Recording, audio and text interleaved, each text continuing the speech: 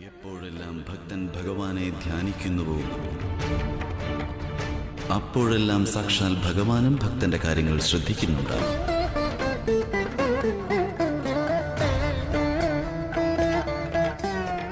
എന്നാൽ ചില നിമിഷങ്ങളിൽ ഭക്തൻ ഭഗവാനെ ശ്രദ്ധിക്കുന്നില്ലെങ്കിൽ പോലും അപ്പോഴും ഭഗവാൻ ഭക്തന്റെ കാര്യങ്ങൾ ശ്രദ്ധിക്കുന്നതായിരിക്കും. അതിനാൽ നീ പറയുന്ന കാര്യങ്ങൾ ഉചിതം തന്നെയാണെന്ന് നാം കർമ്മനിരതനാണ്.